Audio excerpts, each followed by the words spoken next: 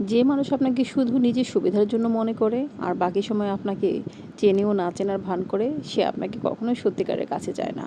যে মানুষ আপনাকে কখনো কাছে টানে আবার কখনো দূরে সরিয়ে দেয়, সে আপনাকে কখনোই ভালোবাসে না। ভালোবাসা কখনোই কুয়াশার মতো হবে না, কখনো কাছে আবার কখনো দূরে। ভালোবাসা হবে প্রবহমান নদীর মতো, ধারাবাহিক, সতেজ আর সত্য।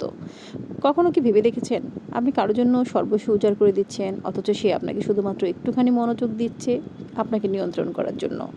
আপনাকে ছুঁড়েও ফেলছে না, আবার ধরেও রাখছে না, শুধু নিজের ইচ্ছা মতো কাছে টানছে আবার দূরে সরাচ্ছে।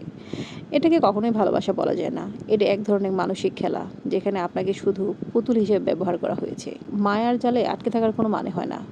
ভুল সম্পর্কের শেকড় যত দ্রুত ভাঙবেন, তত দ্রুত মুক্ত বাতাসে নিঃশ্বাস নিতে পারবেন। ভুল মানুষের সঙ্গে কাটানো শত রাতের চেয়ে একা জেগে থাকা এক রাতও অনেক বেশি শান্তির, অনেক বেশি স্বস্তির। নিজের একাকিত্বকে কখনো ভয় পাওয়া উচিত নয়, বরং এটাকে আলিঙ্গন করা উচিত। একাকিত্বের মাঝে নিজেকে নতুনভাবে চিনতে পারা যায়, নিজেকে বোঝার মতো নতুন করে আরেকটা সুযোগ পাওয়া যায়। যে মানুষ আপনাকে সত্যিকারে ভালোবাসবে, সে আপনাকে নিয়ে খেলবে না, বরং আপনাকে আগলে রাখার চেষ্টা করবে। তাই মিথ্যা মায়ার জাল ছেড়ে বেরিয়ে আসতে হবে। নিজের শান্তি, নিজের সম্মান, নিজের সুখ, এটাই সবচেয়ে বেশি জরুরি। সুখ কখনো টাকা দিয়ে কেনা যায় না। তাই যেখানে আপনার সম্মান আছে, যেখানে আপনার ভালোবাসার কদর আছে, যেখানে আপনার মূল্য আছে, সেই সম্পর্কটাকেই আঁকড়ে ধরে বেঁচে থাকার চেষ্টা করবেন। দেখবেন যে জীবনটা সুখে শান্তিতে ভরে গেছে।